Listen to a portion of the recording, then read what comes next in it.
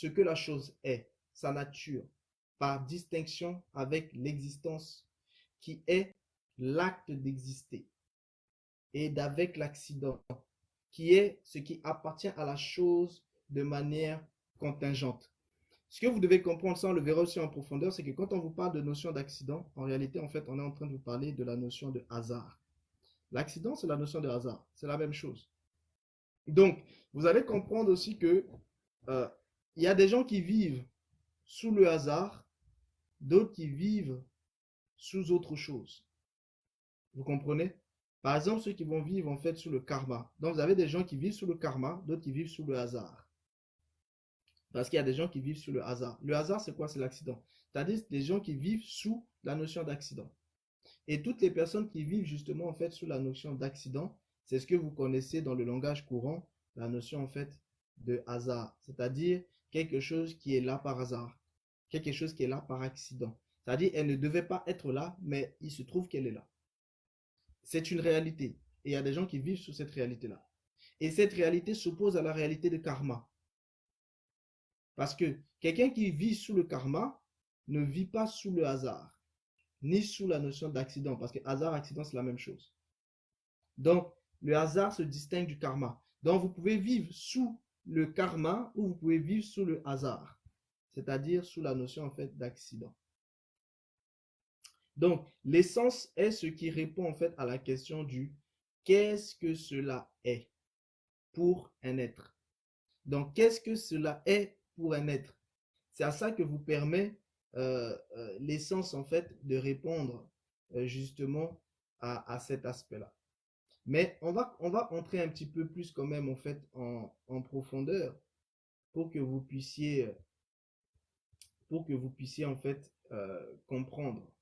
Donc déjà, je vais vous parler de cette notion-là d'un aspect pour que vous compreniez. Par exemple, celui avec lequel on travaille, c'est-à-dire Selim Aïssel, pour que vous compreniez clairement ce dont il est question. Selim Aïssel est le fondateur de la psychologie, de la psycho-anthropologie. Il est l'un des rares instructeurs à avoir fait la synthèse des sciences, des religions et spiritualités occidentales telles que la gnose, la rose-croix et l'anthroposophie, avec les pratiques et philosophies orientales comme le soufisme et le zen. Ni prophète ni gourou, il s'adresse en fait aux hommes et aux femmes d'aujourd'hui, détachés de tout dogmatisme ancien à la recherche de connaissances spirituelles et aspirant à leur libre réalisation. Selim Aïssel est l'auteur de certains ouvrages de vidéos, de centaines d'ouvrages de vidéos et qui ont été aussi publiés en fait dans différentes langues. Donc c'est sur sa base que nous sommes en train de travailler par rapport à son livre qu'il a fait par rapport au karma, mais aussi par rapport à la spirituelle, à la psychologie spirituelle, parce que c'est un anthropologue spirituel en fait, un psycho-anthropologiste. Donc, quand vous comprenez justement en fait ces aspects-là, c'est important de comprendre quoi un certain nombre de choses et c'est ça qu'on va voir, notamment quand on parle en fait de la notion en fait de l'essence. On est en train, je vous partage en fait un article que je vais vous lire pour que vous compreniez un petit peu la notion en fait de l'existentialisme. Donc, quelle est l'essence en fait de l'homme? L'existentialisme athée. On vous parle bien d'existentialisme athée.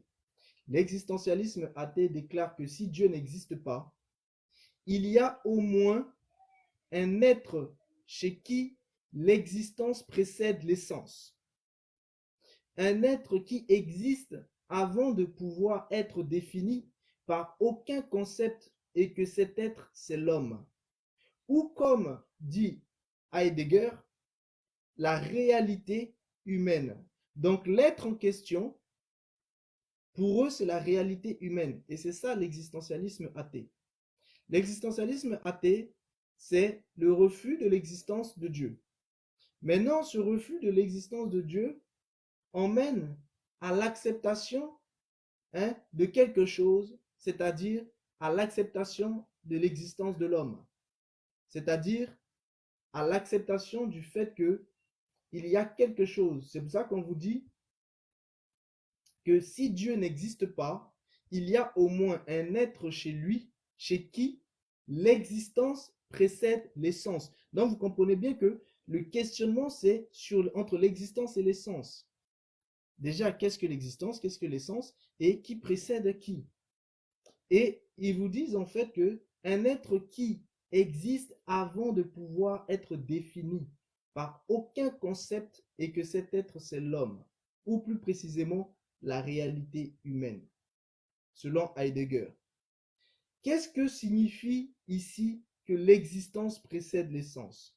Cela signifie que l'homme existe d'abord, se rencontre, surgit dans le monde et qu'il se définit après.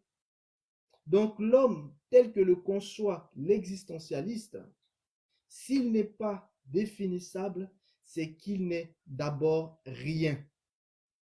Il ne sera qu'ensuite et il sera tel qu'il sera fait. Ainsi, il n'y a pas de nature humaine puisqu'il n'y a pas de Dieu pour la concevoir. L'homme est non seulement tel qu'il se conçoit, mais tel qu'il se veut, et comme il se conçoit après l'existence, comme il se veut après cet élan vers l'existence. L'homme n'est rien d'autre que ce qu'il se fait. Tel est le premier principe de l'existentialisme. C'est aussi ce qu'on appelle la subjectivité et que l'on nous reproche sous ce nom même. Mais que voulons-nous dire par là? Sinon que l'homme a une plus grande dignité que la pierre ou que la table. Car nous voulons dire que l'homme existe d'abord, c'est-à-dire que l'homme est d'abord ce qui se jette vers un avenir et ce qui est conscient de se projeter dans l'avenir. L'homme est d'abord un projet qui se vit subjectivement au lieu d'être une mousse, une pourriture, ou un chou-fleur. Rien n'existe préalablement à ce projet. Rien n'est au ciel éligible et l'homme sera d'abord ce qu'il aura projeté d'être.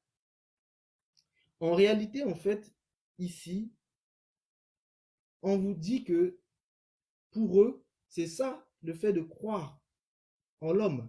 C'est-à-dire, pour eux, l'homme est d'abord ce qu'il projette d'être. Donc, quand vous comprenez ça, ça veut dire que vous pouvez devenir ce que vous voulez. C'est de ça dont il est question. Donc, du coup, vous pouvez projeter d'être ce que vous voulez. C'est-à-dire, vous pouvez établir un projet de vous-même. Vous imaginez bien que une telle pensée peut vous amener en fait au fait que vous pouvez totalement vous fabriquer. C'est-à-dire vous changer. Admettons que l'être que vous êtes ne vous plaît plus. Et bien vous le changez. Donc vous vous créez un autre vous. Et vous vous créez sous la base d'un projet, de ce que vous allez projeter de vous-même. C'est ça l'existentialisme. C'est-à-dire, l'homme n'existe pas parce que il y a un être qui a défini comment il doit être, c'est-à-dire que l'homme n'est pas issu de la pensée d'un être supérieur que quelqu'un peut appeler Dieu, ou que quelqu'un peut appeler créateur, ou que quelqu'un peut appeler en fait ce qu'il veut. Vous voyez? C'est ça là-bas, c'est-à-dire pour eux, l'homme est ce qu'il veut être. Donc vous pouvez façonner votre destinée. Et concrètement, en fait, vous devenez vous-même, en fait, des dieux pour vous-même. C'est-à-dire, c'est là où ça vous emmène automatiquement. C'est ça l'existentialisme. Or, la notion de l'essence, c'est différent. Donc, vous voyez, dans le système de Bovin, il y a cette bagarre-là, cette discussion, cette séparation entre ceux qui sont pour l'existentialisme et ceux qui sont pour l'essence. Ceux qui sont pour l'essence, eux, considèrent que non. l'homme est d'abord une essence. Et cette essence existe. Vous voyez un peu? L'homme est une essence qui existe. Donc, vous comprenez bien que c'est une autre façon, justement, en fait, de concevoir les choses. Maintenant, quand on parle, en fait, d'existence, le terme d'existence en soi est ambigu. Il recouvre, en fait, des multiples sens. Dans le langage trivial, il désigne le fait d'être de manière réelle. Il est ainsi utilisé dans un usage tout aussi indéterminé chez beaucoup de philosophes, comme l'équivalent du terme d'être, c'est-à-dire E-T-R-E. Outre le fait d'exister, il intervient, indique le petit Larousse, dans plusieurs expressions courantes pour signaler une durée, une longue existence. Ce que vous devez comprendre, c'est que en métaphysique, notamment chez Thomas d'Aquin, il forme en fait avec le terme d'essence un couple complémentaire. L'essence serait les idées des choses, ce qu'elles sont en soi, et l'existence, le fait d'être dans la réalité, d'avoir été créé. Donc pour Thomas d'Aquin, l'essence en fait, c'est l'idée, mais par contre, l'existence serait justement la manifestation de cette idée. Donc c'est comme si l'existence serait la création et l'essence serait l'idée de la création. C'est ça la notion en fait pour lui, Thomas d'Aquin. Par contre, au sens étymologique, existence possède en fait une signification plus précise. Existere, en latin archaïque, existere, soit ex et sistere. Donc sortir de, se manifester, se montrer. Donc interprété par certains philosophes comme être hors de soi, donc être auprès des choses. On lit en effet dans le dictionnaire en fait Gaffio, qu'en latin le verbe existo, c'est-à-dire existo, a deux significations principales. Premier sens, sortir de, s'élever de, et par dérivation naître de. Le deuxième sens, c'est se dresser, se manifester, se montrer.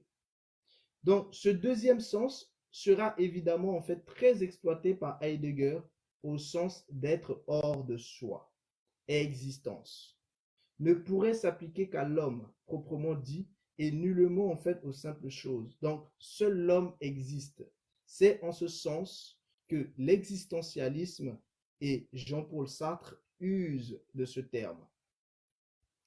Il en est de même chez Martin Heidegger dans son livre en fait Être et temps et chez Emmanuel en fait Levinas. Donc l'existence chez Heidegger ne concerne que l'homme. Les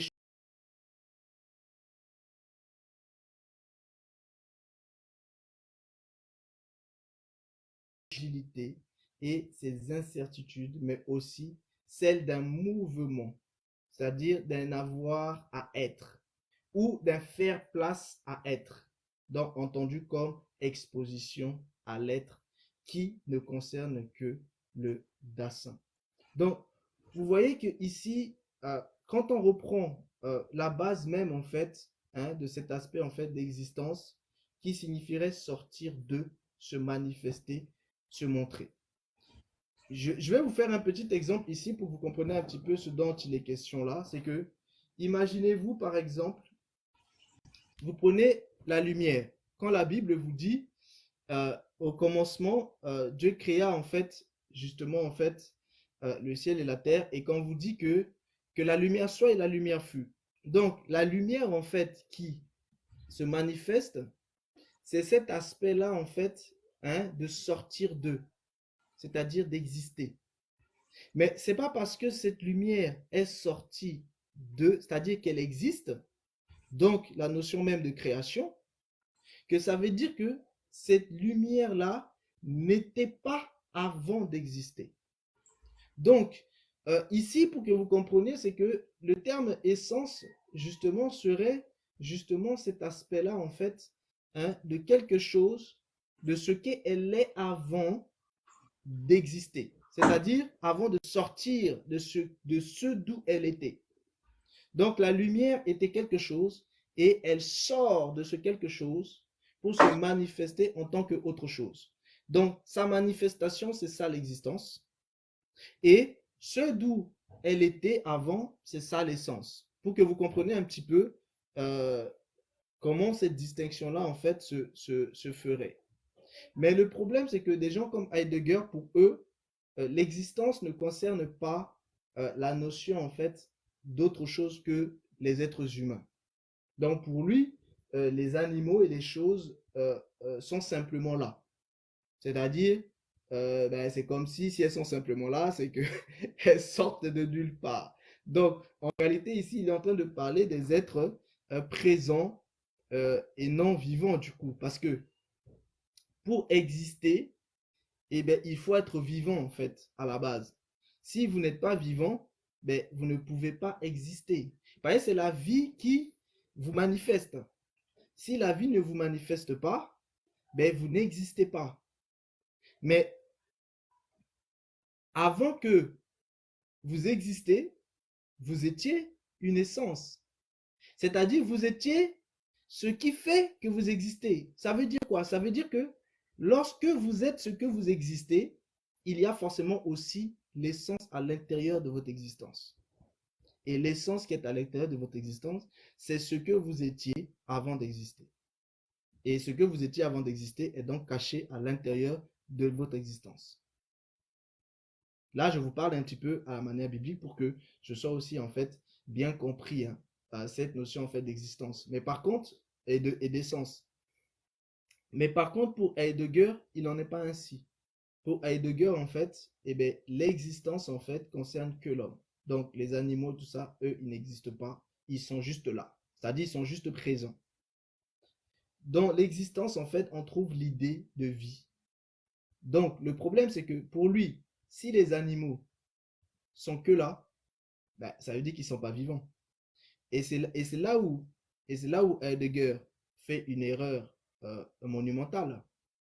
Parce que s'il dit ça des plantes, c'est différent. Parce que les plantes, mais même ça, il aurait tout de même un souci. C'est que les animaux sont vivants. Les animaux ont la vie en eux. Donc, si l'existence est liée à la notion de vie, c'est que les animaux existent. Donc, en ceci, Heidegger, en fait, se serait trompé.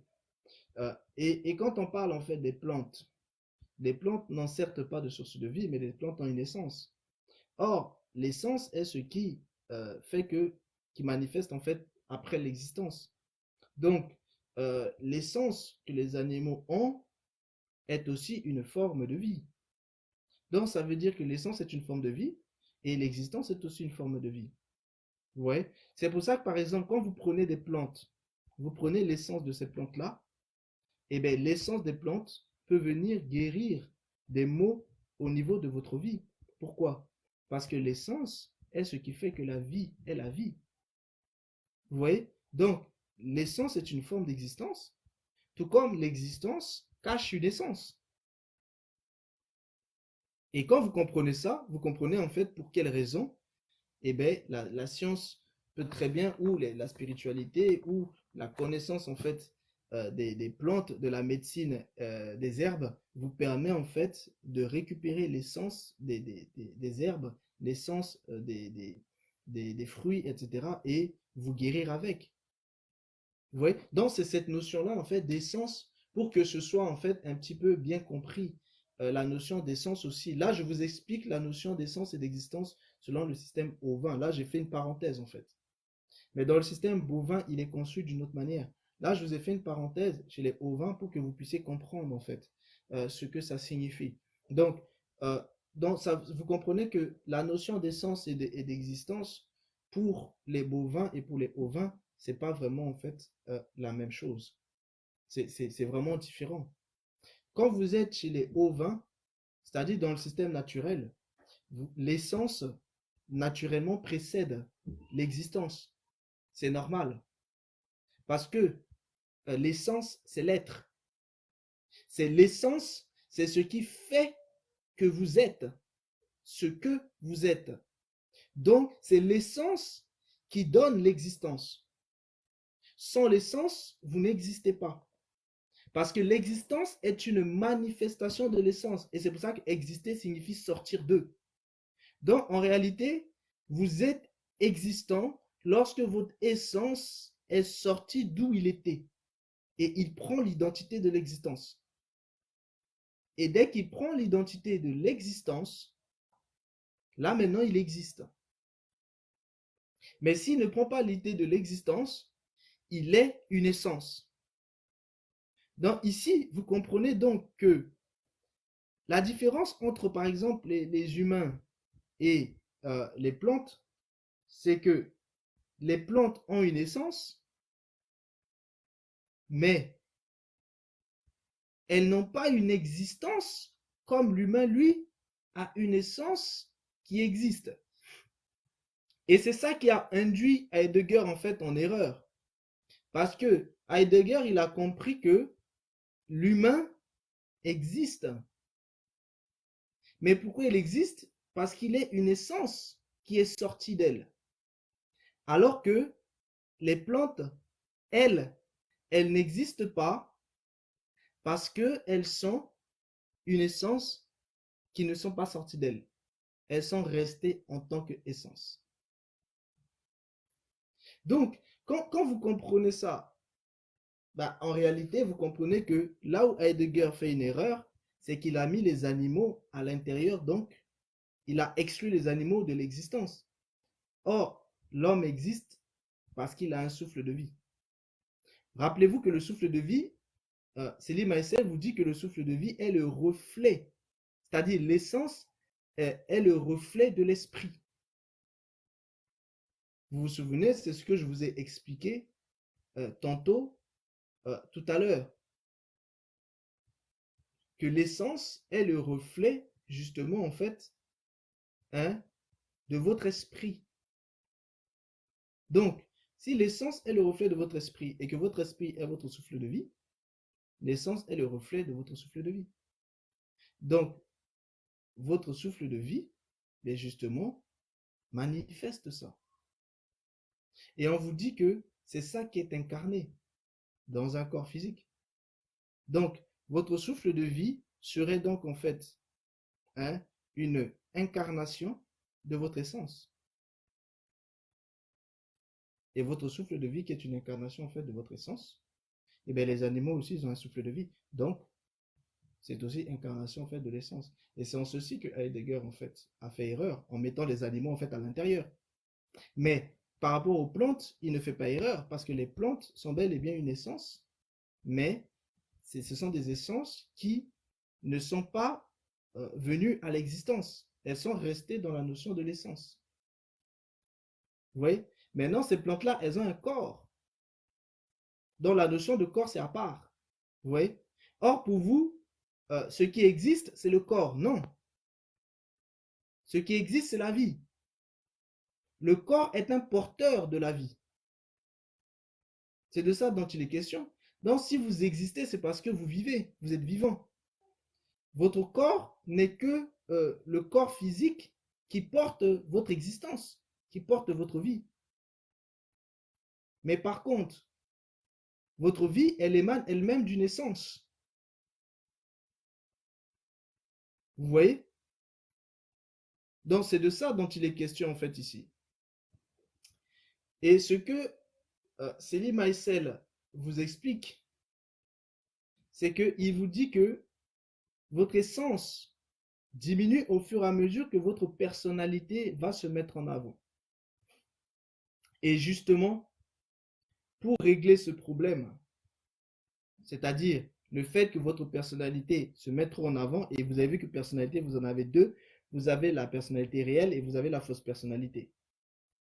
Donc, quand ces deux personnalités-là se mettent en avant, la personnalité réelle et la fausse personnalité, ça pose un problème parce que ça vient voiler l'essence. Ça vient recouvrir en fait l'essence. Et comme l'essence est recouverte, ça pose un problème. Maintenant, on comprend que la personnalité n'est faite que de ce qui a été mis de l'extérieur et qu'elle n'est et qu'elle n'est pas, pardon, ce que l'on est réellement. Ça veut dire quoi? Ça veut dire que votre personnalité, je vous ai dit, votre personnalité, elle est formée de ce qui a été mis à l'intérieur de votre subconscient. Or, les choses qui ont été mises à l'intérieur de votre subconscient viennent de l'extérieur de votre essence, c'est-à-dire de l'extérieur de ce que vous êtes, de l'extérieur de votre existence. Vous comprenez? Donc, comme ça vient de l'extérieur de votre existence, c'est que ça ne vient pas de vous. Donc, si la personnalité est construite sur ce qui ne vient pas de vous, ben c'est que la personnalité, ce n'est pas vous. Si la personnalité, donc, n'est pas vous, vous pouvez décider de reprendre le développement de votre essence. Donc, en reprenant le développement de votre essence, c'est ça ce qui s'appelle une nouvelle naissance. Quand je vous parle d'initiation transmutationnelle, ou quand je vous parle en fait de transformation de l'âme et de l'esprit, il s'agit justement en fait de revenir au développement de votre essence. Parce que l'essence en fait doit croître et redevenir une force active.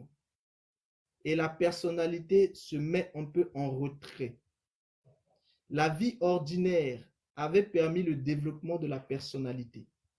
Pour nourrir l'essence, on doit absolument choisir de se mettre sous des influences plus élevées, de nature supérieure, que eux, chez les anthropologues spirituels, ils appellent cela le chemin. Et c'est de ça dont je parlais la dernière fois quand j'expliquais en fait à notre invité et que notre invité était là et que je lui parlais du chemin et que lui-même parlait du chemin. C'est ça que eux ils appellent le chemin. Le chemin, justement, c'est le fait que la personne va chercher à nourrir son essence en cherchant à se mettre sous des influences plus élevées de nature supérieure. Et ce sont ces influences plus élevées de nature supérieure qui sont appelées en fait le chemin et qui peut prendre en fait la forme de ce qu'ils appellent spécialement en fait le chemin spirituel. Ou pour certains, ça peut être en fait un chemin initiatique. Et pour d'autres, en fait, ça peut prendre une autre forme, c'est-à-dire un chemin religieux, selon le choix que va faire en fait l'individu. Donc voilà un peu les différentes sphères hein, de la nouvelle naissance, c'est-à-dire ce qui se passe, pourquoi les gens viennent en fait à une nouvelle naissance, c'est-à-dire à une transmutation.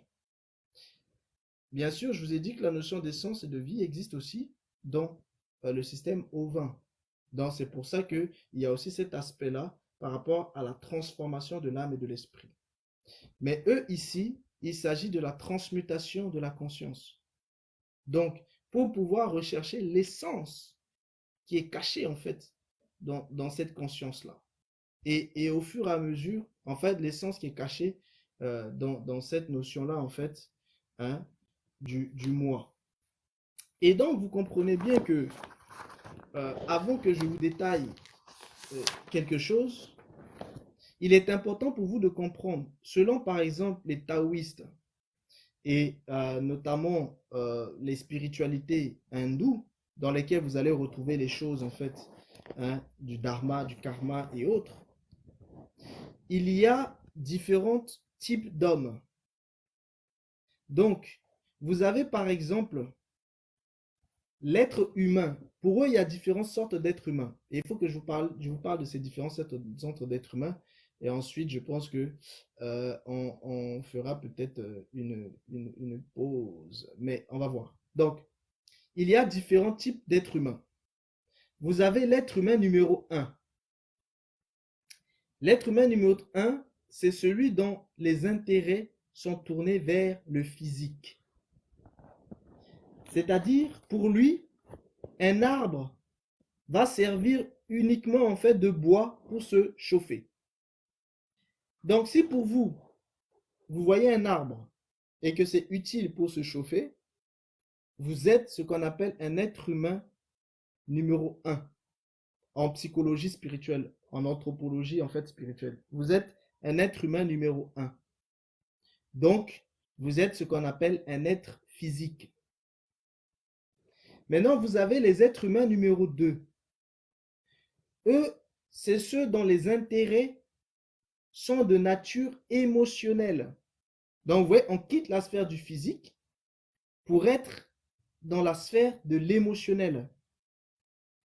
Donc, pour ce type d'être humain-là, quand il va voir un arbre, pour lui, l'arbre ne va pas, il va pas penser tout de suite à se chauffer avec, c'est-à-dire l'aspect physique, mais pour lui, l'arbre, il va trouver que l'arbre est beau. Donc, vous voyez, tout de suite, lui, il se tourne vers les choses émotionnelles. Vous avez l'être humain de type numéro 3. C'est celui dont l'intérêt est de nature intellectuelle. Donc, ce type d'être humain-là, eh bien, pour lui, quand il voit un arbre, il va se dire, mais de quelle espèce est cet arbre? Donc, pour lui, l'arbre, l'intérêt de l'arbre, c'est de connaître son espèce. Donc, vous voyez, c'est le côté intellect. Quand on parle d'intellectuel ici, c'est le côté intellect. Donc, vous comprenez bien que pour ces trois types d'êtres humains, vous voyez ici, en fait, des dimensions, en fait, de vie ordinaire. Et justement, c'est ceux-là qui vont beaucoup développer la personnalité. Donc, cet être humain-là n'est pas dans la transformation de l'être. Cet être humain-là, il vit selon les pulsions physiques, émotionnelles et mentales. Donc, cet être humain-là, il a en fait une conscience de veille, c'est-à-dire il a une conscience ordinaire. Donc, ces types d'êtres humains-là, quand on entrera en profondeur, vous verrez quelles sont en fait leurs finalités quand ils meurent. Ça aussi, on le verra en fait. Pas aujourd'hui, hein, mais on le verra au fur et à mesure, vu que ce sont de longs enseignements qu'on va faire à partir justement en fait de ces travaux-là. Donc, vous avez celui qui est physique, celui qui est émotionnel et celui qui est intellectuel. Ceux-là, ils ne développent rien de spirituel. Ça veut dire que si vous êtes en train de discuter des choses spirituelles avec ces types d'êtres humains-là, ils ne peuvent pas vous comprendre parce que eux, ils vivent selon des pulsions physiques, émotionnelles et mentales.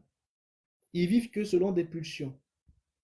Ils vivent avec une conscience de veille, c'est-à-dire une conscience qui n'est pas éveillée. Vous comprenez? Donc, comme ils ne vivent pas avec une conscience éveillée, eh bien, ils vivent avec une conscience de veille, c'est-à-dire une conscience endormie. Donc, c'est-à-dire une conscience ordinaire. Dans cela, là, on parle du système de bovin, parce que ça vous explique des choses du système de bovin, je vous précise bien. Maintenant, vous avez l'être humain de type 4. Celui-là, il a la conscience de soi, il a la conscience de lui. Ce type d'être humain-là, eh bien, c'est quelqu'un qui a la connaissance de soi et de l'univers. C'est-à-dire, il a la connaissance de lui et de l'univers. Il peut intégrer et appliquer en fait une discipline parce qu'il sera dans la capacité de aller rechercher maintenant les choses des dimensions invisibles. Il n'y a qu'un type d'être humain comme ça qui peut comprendre les notions d'esprit, d'âme, etc.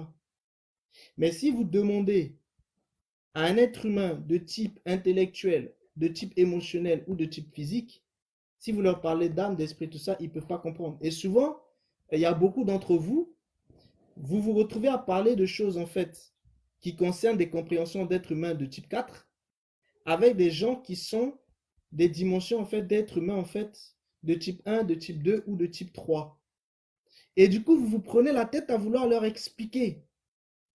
Ils vous disent, eux, ils ne croient pas en l'existence de l'âme ou de l'esprit. Vous vous prenez la tête à vouloir leur expliquer ça. Mais vous perdez votre temps parce que ce sont des êtres humains. C'est l'anthropologie, c'est la psychologie spirituelle qui vous explique ça. C'est l'anthropologie spirituelle qui vous explique ces choses. Donc, on vous explique que ces types d'êtres humains-là, ils vivent selon des pulsions physiques, émotionnelles et mentales. Des pulsions. Ils ne connaissent pas les choses qui sont cachées au-delà des pulsions. Donc, vous perdez votre temps à vouloir expliquer des choses à ce type d'être humain-là. Vous perdez totalement votre temps parce qu'ils ne peuvent pas vous comprendre. Si vous leur parlez de choses intellectuelles, ils vont vous dire oui. Si vous leur parlez de choses émotionnelles, ceux qui sont émotionnels vont vous dire oui. Mais ceux qui sont émotionnels, vous leur parlez de choses intellectuelles, ils ne comprennent pas. Ils vont vous dire non. Et ceux qui sont physiques, vous leur parlez de choses émotionnelles, ils ne comprennent pas. Parce que eux, ils sont tout dans le physique.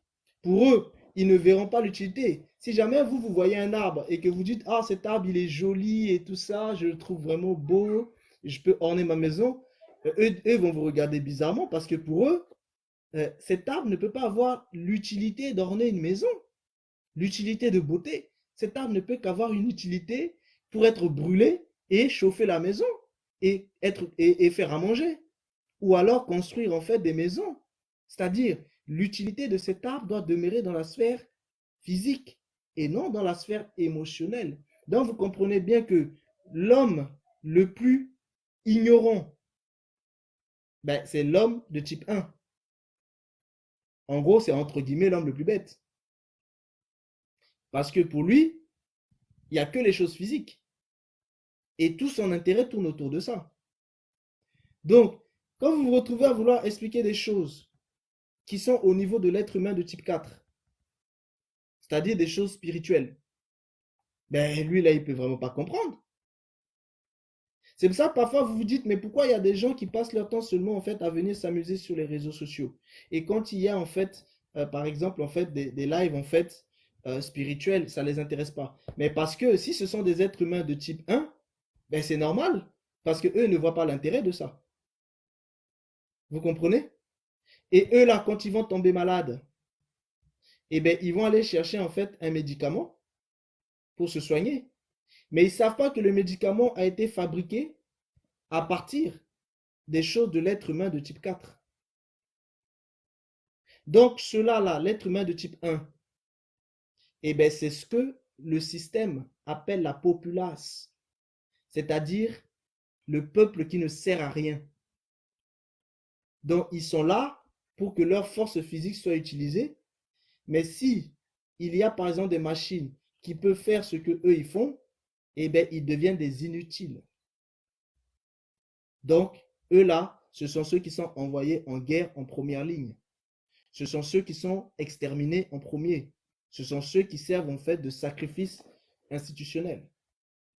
Parce qu'ils n'ont pas d'utilité pour le système. Bah oui, ils ont rien dans la tête. Ils n'ont même rien dans les émotions. Donc, ils ne sont pas utiles pour la société. C'est ceux-là qui seront les plus grands inutiles et qui sont même les plus inutiles d'aujourd'hui.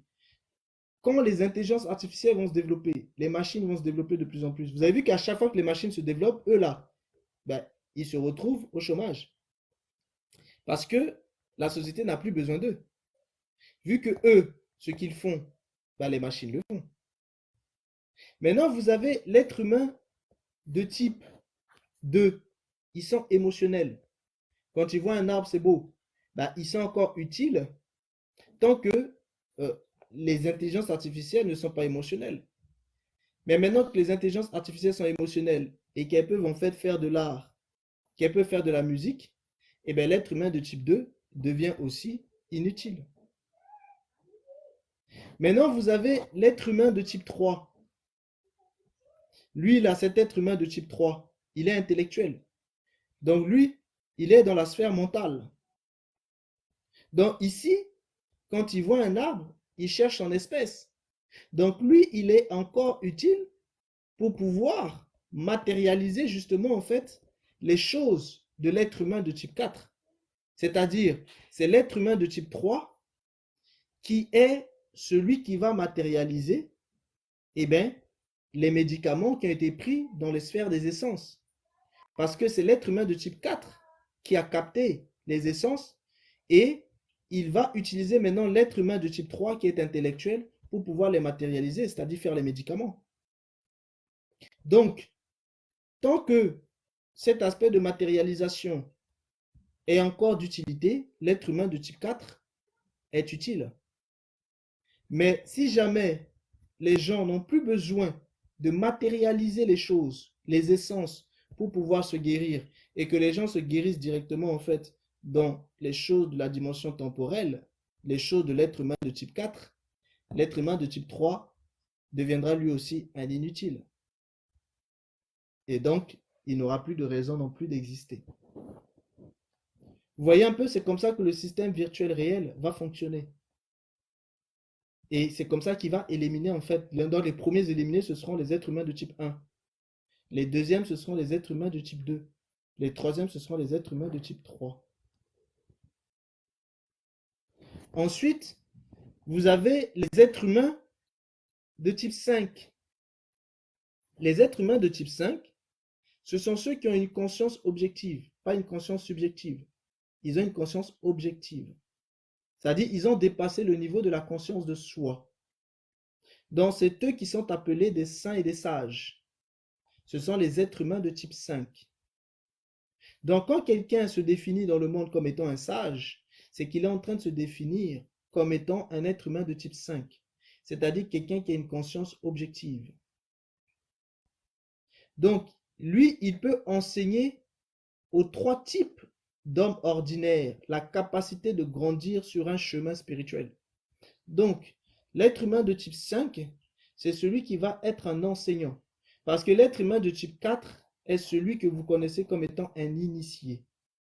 C'est-à-dire celui qui a entamé le chemin spirituel, initiatique ou religieux. C'est un être humain de type 4.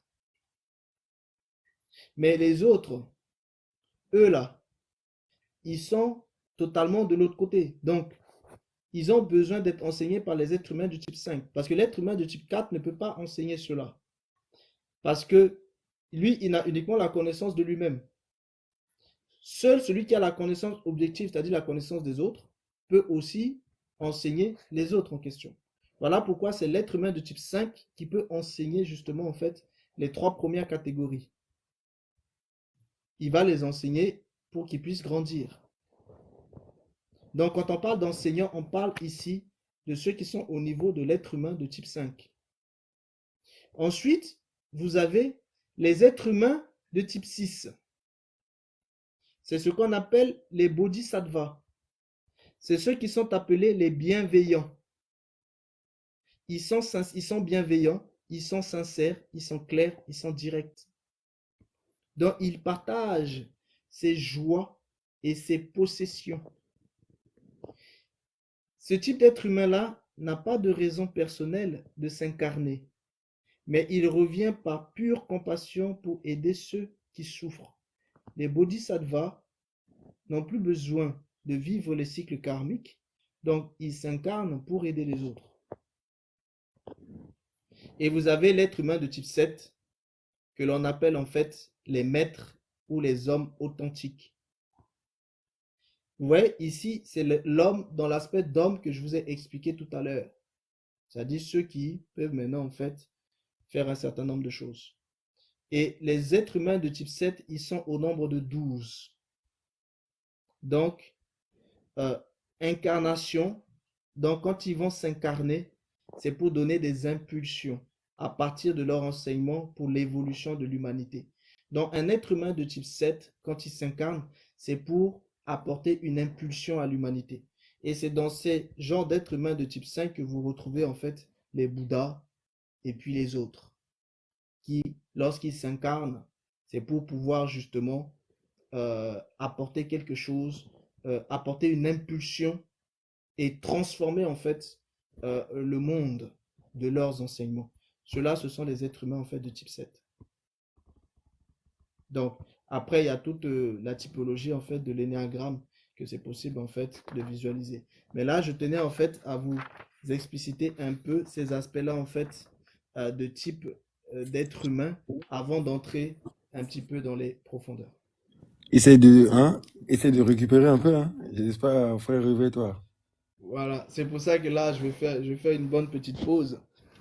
On va pouvoir discuter, on va pouvoir en fait se questionner, on va pouvoir approfondir. pour ceux qui sont en fait dans le besoin, ceux qui veulent aussi s'exprimer, peuvent s'exprimer. Et puis, bon, si on a le temps, je reverrai, sinon on continuera en fait la prochaine fois pour les autres aspects en fait purement d'enseignement. En tout cas, je vous passe déjà la salutation à frère Réveille-toi, sœur droit à la Bonjour, parole, Info. et frère Yal. En tout cas, de temps en temps, c'est bien de prendre un petit, tu vois, du thé bien chaud, tu vois, parce que, tu vois, Comment vous portez-vous aujourd'hui? hein? Ça va bien, ça va. J'espère que vous allez tous bien. Ouais, ça va, ça Oui, va. Ça bonjour, va, Yal. l'Éternel est vivant. Yal, et c'est quoi cette question? Tu es un être Amen, humain de type amen. 12. À ce moment Donc, précis, je suis plus un être humain. frère Réveil, Oui, dans le système virtuel réel, justement, oui. cette typologie Frère Réveil d'être est censé humain, récupérer. Il a parlé pendant 1 heure. Il est censé récupérer Yal. oui, mais non, on Boire une récupère, gorgée, boire une gorgée. Hein? on récupère en bavardant. Non. Dans le c'est pas système, ça. dans le système virtuel réel, cette typologie d'être humain là, euh, comment dire ça? Ne penses-tu pas qu'elle sera obsolète? Cette classification C'est-à-dire, là. c'est-à-dire, tu demandes si elle sera inutile. Si il va pas avoir une autre en fait, parce que la classification, les cinq, bon moi je connaissais les quatre types de personnalité d'être humain, sa personnalité ou caractère, mais dans le système qui vient justement, vu que ils veulent faire tomber c'est le corps éthérique qu'ils veulent faire tomber, je pense, donc le corps qui ressent les émotions, la foi et tout ça. Vu qu'on sera débarrassé de l'enveloppe charnelle et du corps éthérique, les choses, en fait, la conception des choses sera différente, non? Enfin, qu'ils seront, pardon. Autant pour moi. Ok. En fait, ce qu'il faut savoir, c'est que quand on vous parle en fait des types d'êtres humains, il ne s'agit pas ici de la personnalité. Et c'est là où vous devez comprendre. Il Ah, d'accord. s'agit, voilà, il s'agit de ce qu'est cet être humain, c'est-à-dire de l'être en question. Mhm. Donc, vous avez des êtres qui sont des êtres de type 1. C'est-à-dire, on vous a dit que l'essence est justement le reflet de l'esprit.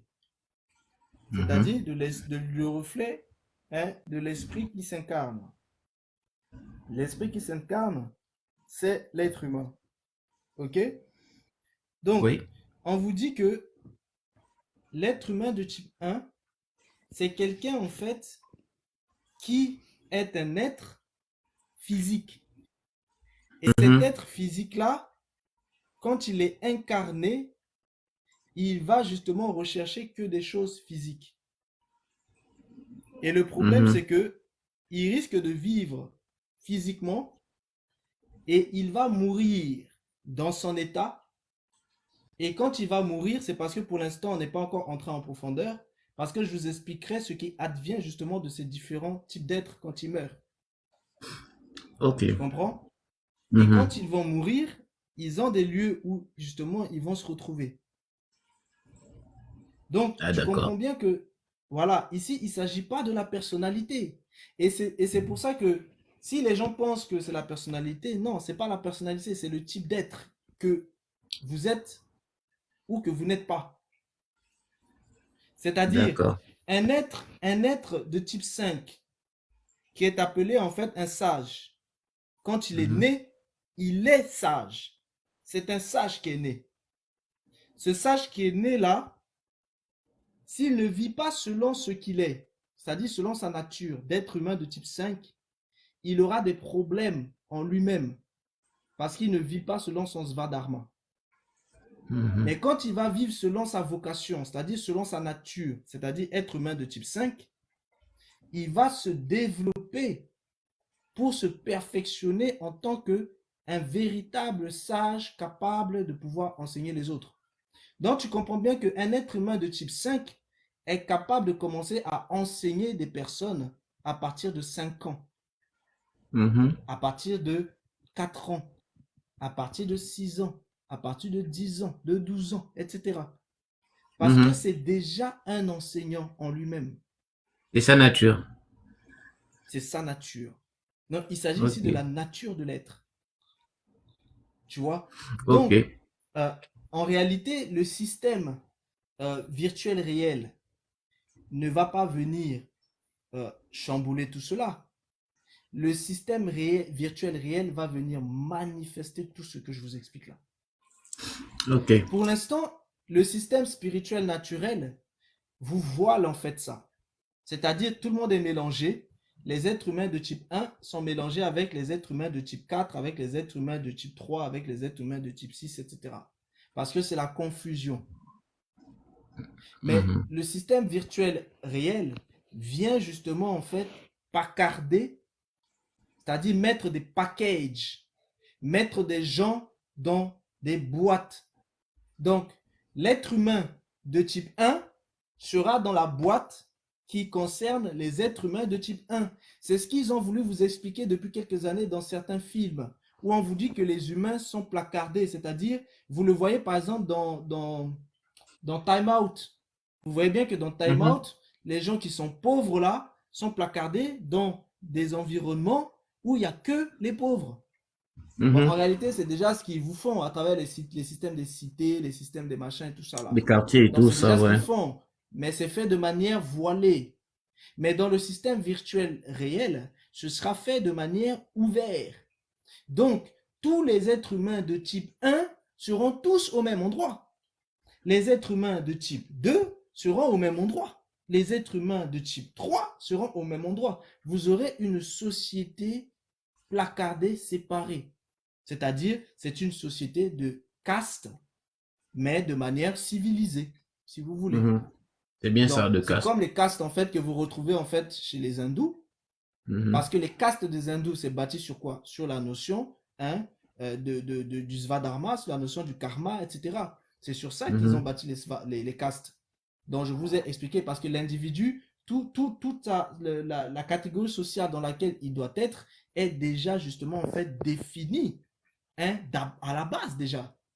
Mhm. Donc, ça veut dire quoi? Ça veut dire que ben, vous êtes né être humain de type 1, et bien vous êtes mis avec les êtres humains de type 1. C'est comme un système de caste, en fait, qui sera Mhm. manifesté. Et les gens qui font l'anthropologie spirituelle, et bien leur travail va servir justement, en fait, au système virtuel réel d'instaurer, en fait, ces différentes, en fait, séparations. Ok. Je comprends très bien. Mais je vais te prendre un cas de figure, excuse-moi, hein, dans le système des ovins. Tu as Simon, Pierre, qui Oui, est un être humain de type 1, et tu as Jean, qui lui est un être humain de type émotionnel, c'est quel type? type 2. De type 2. Non, lui il rentre plus... Jean il rentrait dans émotionnel, mais aussi euh, les gens qui sont sensibles à l'art, là, non? Ça touche pas, ils touchaient pas les deux? Non. Ok. En fait, l'exemple que tu prends ne va pas aller avec eux parce que eux, ils n'étaient pas en fait dans la sphère en fait des bovins, mais ils étaient dans la sphère des ovins. Et dans la Des sphère des ovins, ovins, oui. il y a pas cette classification. Donc Ok. ton exemple sera forcément faussé en fait à un moment donné. Et c'est pour ça déjà Ok. rien que là, ça commence à te bloquer en fait. Ok, donc ça n'impacte pas les ovins. C'est vraiment... En fait, c'est un système bovin. Donc les ovins qui ont été mis dans le système bovin, ça les mhm, impacte. C'est leur être bovin qui est impacté. Je te donne un exemple. Tu prends un exemple à toi, par exemple, Yael. mhm, Tu es en plein dans le système bovin. C'est ça. On va mhm. faire l'expérience hein, de l'observation. Donc, tu t'observes et qu'est-ce que tu vois de ce que tu observes? Voilà, Ben, on va être dans le concret. Dans le concret, ben, Oui. justement, parce que moi, je peux pas arriver à m'observer parce que c'est anti au vin. Non, les ovins aussi s'observent. Pour s'observer, il faut sortir de soi ou il faut rentrer en soi. De deux choses l'une. Oui. Mais si jamais tu n'entres pas en toi en tant que ovin, comment veux-tu connaître qui tu es en tant que ovin? Si tu ne t'observes pas, tu ne peux pas savoir qui tu es. Et ensuite, ton observation sera confirmée par la révélation de qui tu es.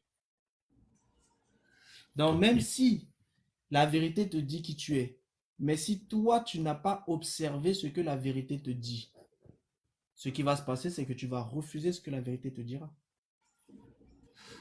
Et donc, tu ne peux pas En être fait, un ovin. en fait, moi, je n'ose même pas, en fait, pour moi, dans mon esprit, c'est tabou. J'ai des blocages à ce niveau-là. Oui, mais c'est ça le problème.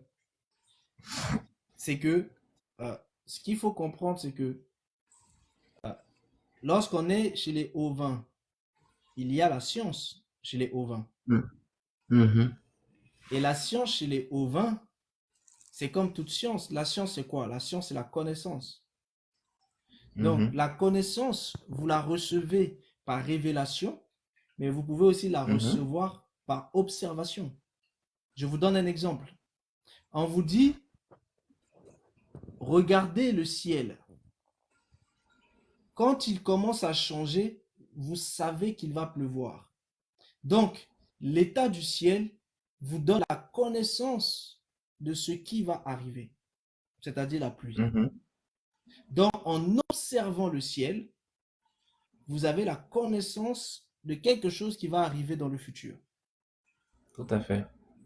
Donc, ici, on t'indique même que si tu observes le ciel, tu verras quelque chose arriver dans le futur. C'est-à-dire, tu peux connaître le futur à travers l'observation que tu as de la nature. Et ça, c'est chez les ovins qu'on te dit ça. Donc, chez Oui. les ovins, on n'interdit pas l'observation. On n'interdit pas la science. Mais maintenant, il y a une voie plus excellente. Et la voie plus excellente, c'est la révélation. Mhm. C'est-à-dire, au lieu de observer le ciel et de chercher à comprendre les signes qui se présentent dans le ciel, vous pouvez avoir la révélation, c'est-à-dire un être supérieur qui lui voit le futur, vous dit que demain, ou alors vous dit dans 10 minutes, il va pleuvoir.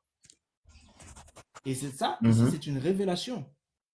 Oui, Donc, tout à quelqu'un fait. vous a révélé qu'il va pleuvoir. Mhm. Et effectivement, il pleut. Comment cette personne a su?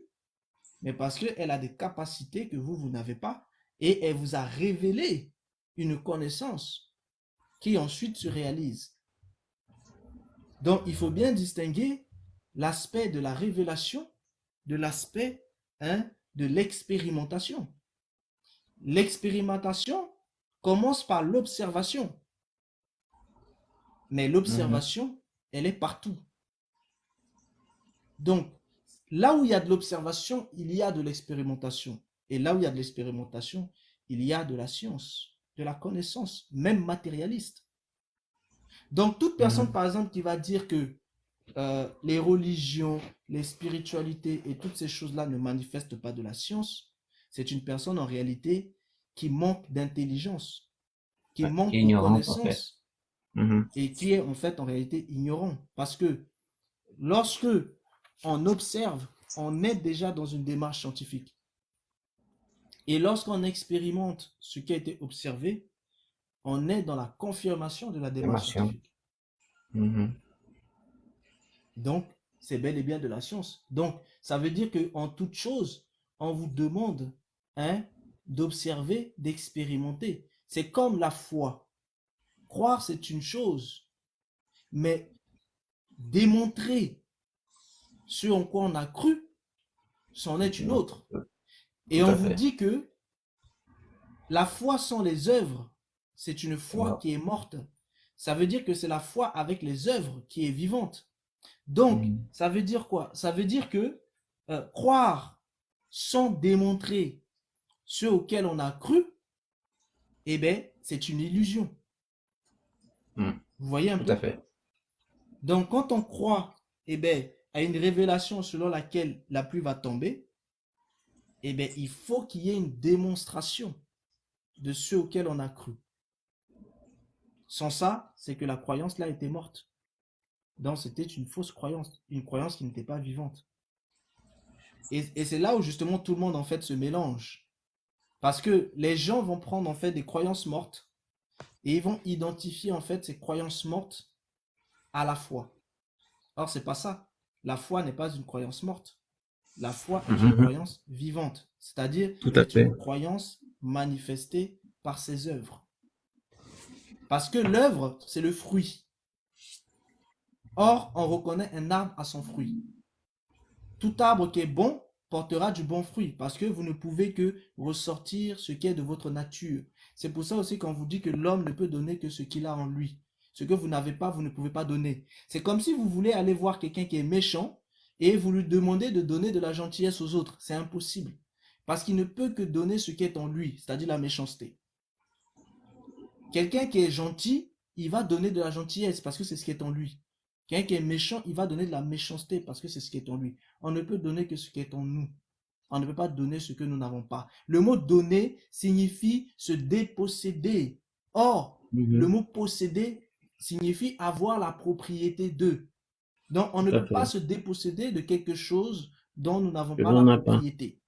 Voilà, donc on ne peut que donner ce qu'on a. C'est comme si moi je décide de donner la voiture de mon voisin à quelqu'un, eh bien je n'ai pas la propriété de cette voiture. Donc je ne peux pas la donner. Je ne peux que donner ce dont moi-même j'ai la propriété. Vous voyez, donc quand vous comprenez en fait toutes ces choses, eh bien tout devient en fait beaucoup plus clair en fait, en réalité. Ok. Merci. Ah, Yal, ça y est. T'as eu tes réponses, Yal? Oui, oui.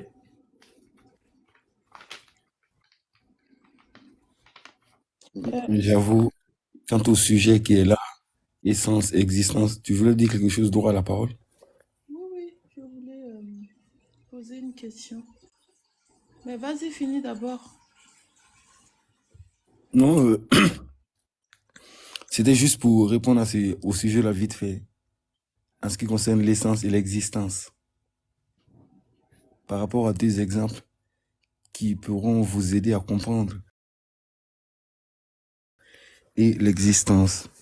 On va dire un exemple même, tu vois. Par exemple, on va prendre un comateux.